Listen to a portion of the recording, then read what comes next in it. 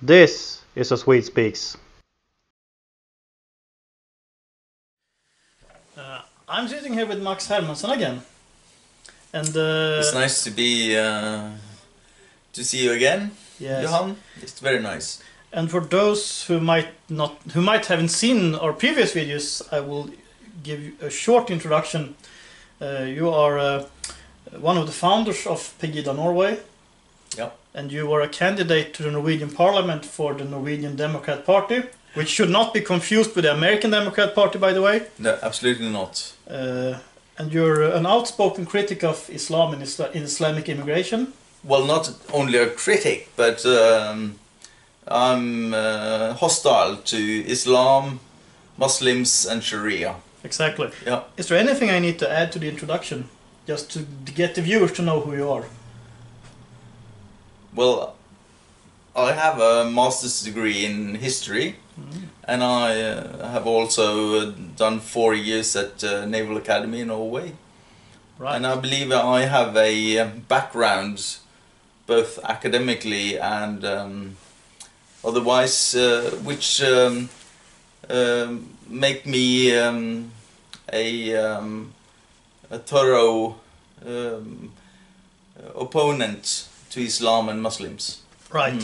And speaking of history, you've recently visited a country which is full of history, Poland. Absolutely. So what were your impressions of Poland from visiting the country? Well, we were 6 persons who went to Warsaw. I have had groups with me going to northern Poland, not the North Pole, but northern Poland. Exactly. Yeah, and also to this to Krakow, the southern part of Poland. But now it was Warsaw, and Poland is a fantastic country. It's so full of history, and unfortunately it's also a history of oppression and destruction. Poland more or less had to fight everybody. It really has fought everybody, yeah, it has.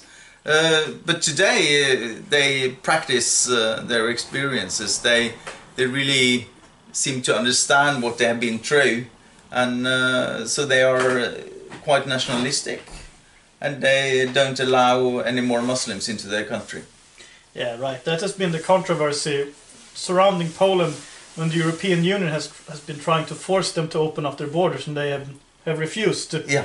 Which we are very happy about, by the way. Yeah, absolutely. It makes Poland a great country still, and they know what totalitarian ideology is.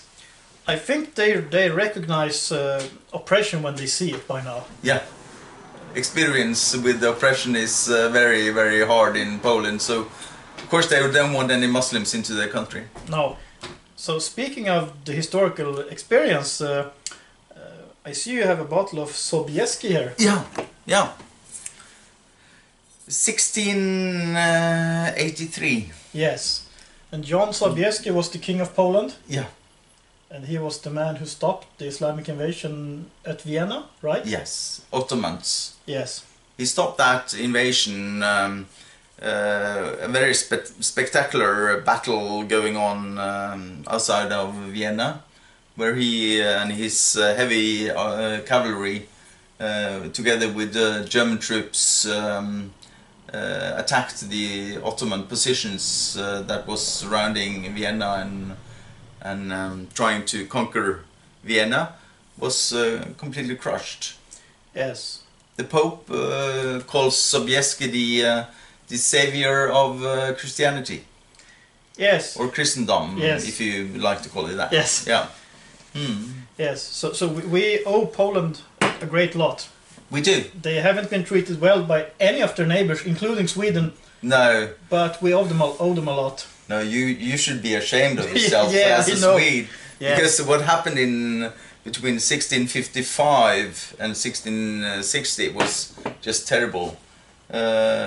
Almost or around a third of the Polish population perished or died in these years from the Swedes' attack on Poland. Yes, it was horrible. It was really horrible, yeah. So, is there anything we could that Poland could teach us? I mean, other Western European countries or the Western world in general? Well, most of all, that Poland after this the Lug from 1655 to 1660, it became it went into a parliamentarian system. Yes. Where anyone in the parliament could veto any decision.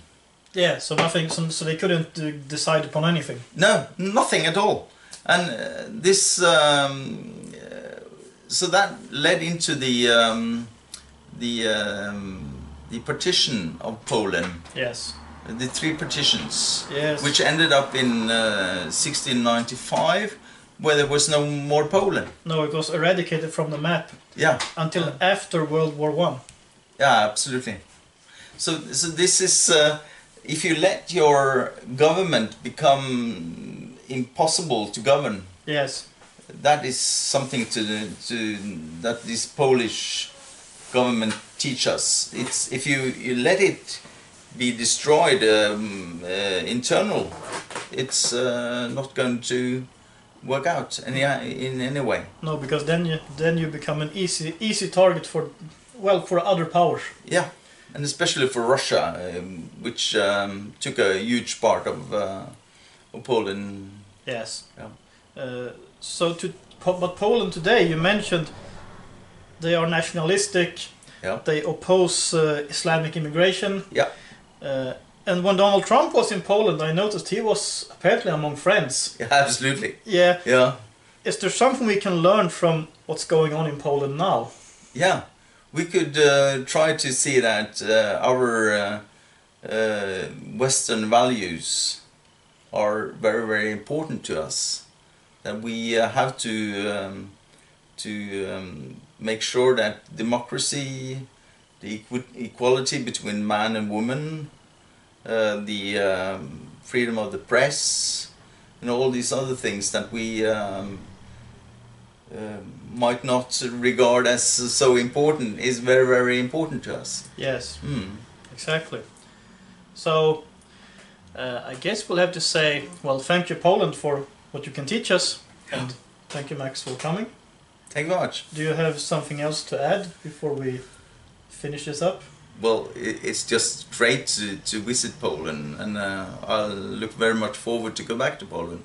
Yes, I really need to go there. I haven't been there for 20 years and it's horrible. I really need to go to Poland. For 20 years? Yes, I was there in 97. Ooh, that's a long time. It's a long time. Yeah. And it's really just a short trip. Yeah. Yeah. So I hope I'll be able to go to Poland at least next year. So. And at least taste some Polish vodka. Yeah, I'll try that. Yeah, you do that. Yeah, so until next time, have a nice day and God bless.